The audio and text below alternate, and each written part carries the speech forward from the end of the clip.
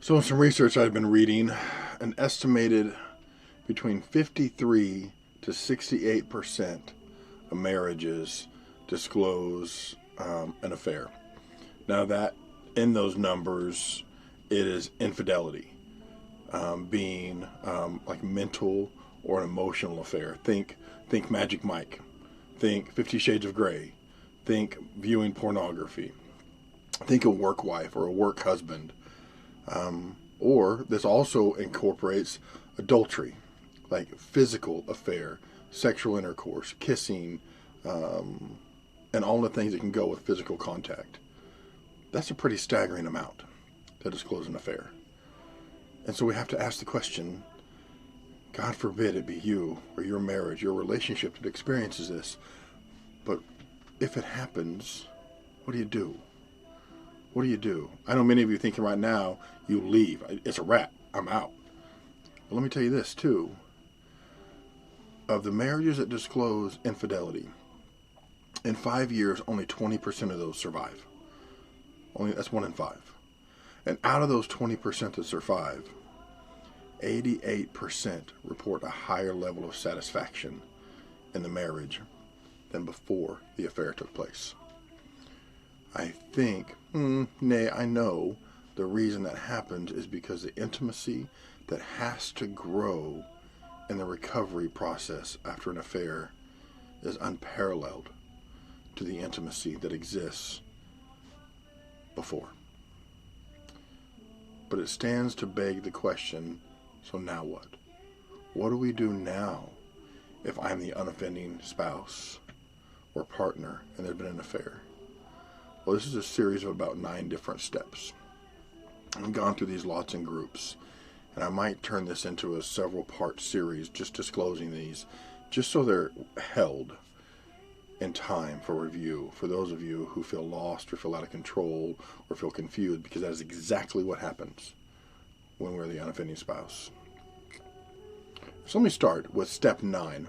The last thing we do is determine if we played a role at all.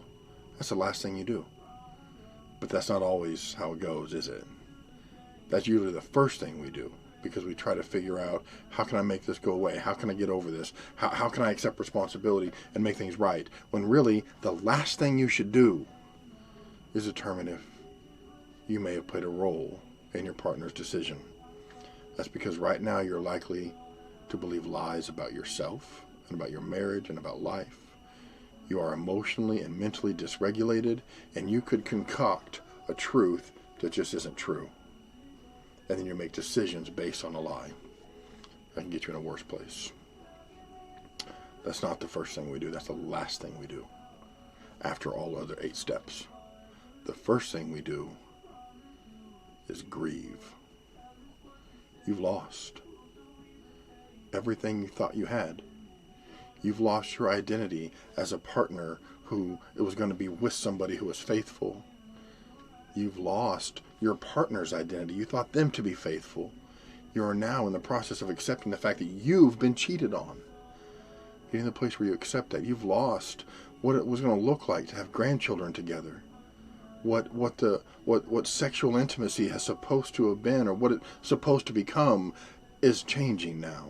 Your conversations, your interactions, it's all been shattered. You've lost it all. So the first step is to grieve that loss. And it's hard and it hurts. But there's no way around it. And if you avoid it, you won't make it to step 2 and step 3 and step 4. You've earned the right to feel this grief. Don't anybody take it from you, and don't run from it, because it gets worse.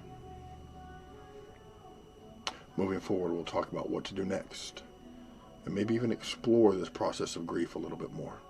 But for now, I want you to understand, the last thing you do is determine if you played a role.